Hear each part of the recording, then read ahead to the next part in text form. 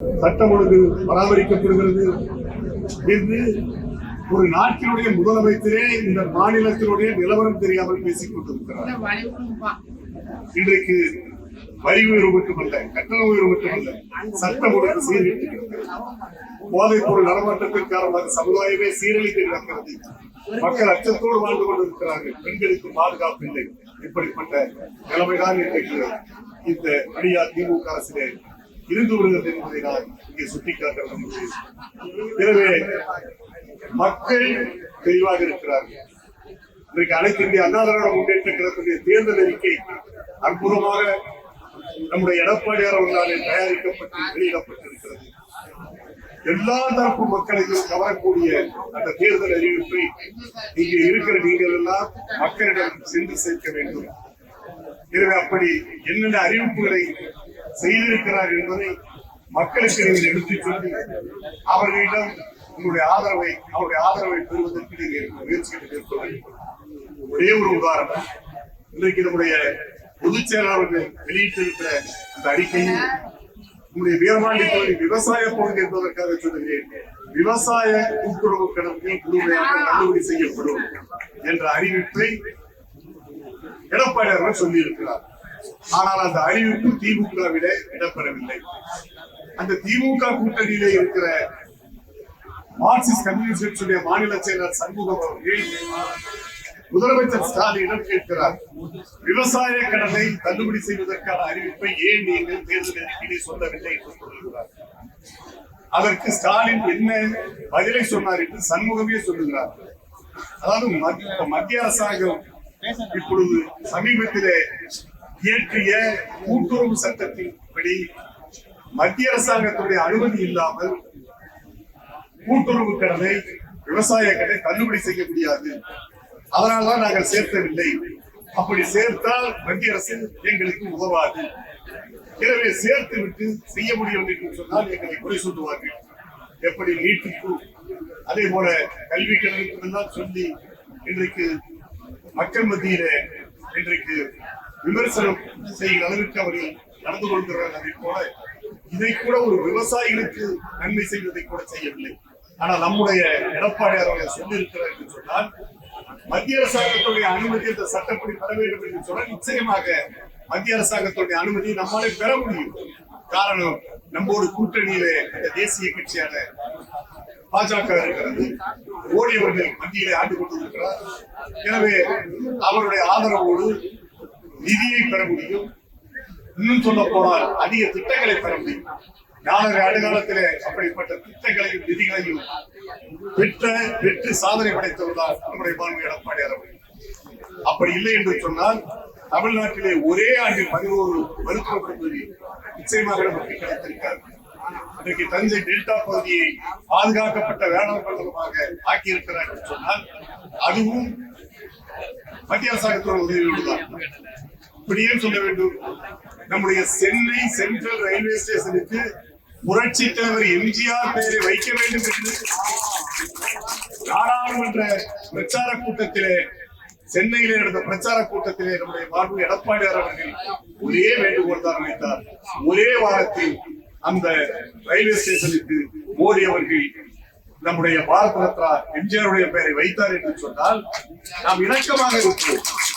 மத்தியிலே பிஜேபி தலைமையிலான ஆட்சி, இங்கே எடப்பாடியார் தலைமையிலான ஆட்சி அமைக்கிற போது நமக்குள்ளே அந்த உறவு இணக்கமாக இருக்கும். எனவே அதிக நிதிகளை நம்மாலே பெற முடியும், அதிக திட்டங்களை நம்மாலே பெற முடியும். எனவே இதை சொன்னாலே போதும். காரணம், ஸ்டாலின் அவர்களே ஒத்துக்கொண்டிருக்கிறார், மத்திய அரசாங்கத்துடைய உதவி எனக்கு கிடைக்காது. அப்படி என்று சொன்னால் ஏன் ஆட்சிக்கு வர நீர் ஆசைப்படுகிறீர்கள்? மத்திய அரசாங்கத்தோடு மோதல் போது, மத்திய அரசாங்கத்தோடு சண்டை கோடி சண்டை போட்டுக் கொண்டிருக்கிறாய்.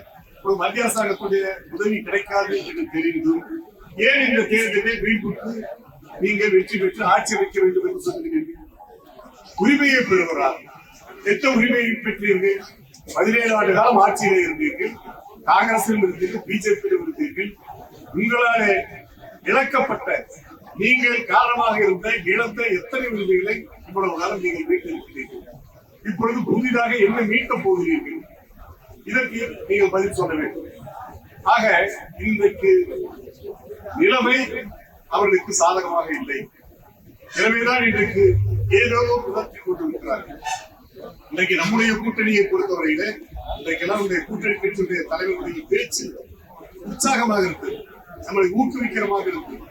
ஆனால் திராவிட முன்னேற்ற கழக கூட்டணியில அதாவது ஆமை கூட்டதை போல ஒரு கட்சியை அவர்கள் இணைத்ததன் காரணமாக ஏற்கனவே ஆண்டாண்டு காலமாக அவர்களோடு இருந்த பல கட்சிகள் இன்றைக்கு மனம் கொண்டு போயிருக்கிறார்கள். அதாவது அதிமுக கட்சி, வைகோ கட்சி, திமுகவுக்கு நான் தான் மாற்று என்று வீரம் பேசி ஆரம்பித்த கட்சி இன்றைக்கு எந்த நிலைமை? அவருடைய அவைத்தலைவர் சொல்லுகிறார், நாங்கள் சிரித்துக் கொண்டே அழுகிறோம். கொடுத்தது 4 தொகுதிகள், 3 தொகுதிகளிலே உதயசூரியன் சின்னம், ஒரு தொகுதியிலே அவர்கள் சின்னம் என்று சொன்னார்கள். இப்பொழுது 4 தொகுதிகளிலே உதயசூரியன் சின்னம் என்கிற அளவுக்கு இறக்கி வைத்திருக்கிறார்கள். மார்க்சிஸ்ட் கம்யூனிஸ்ட் கட்சியுடைய மாநில செயலர் என்ன சொல்லுகிறார்?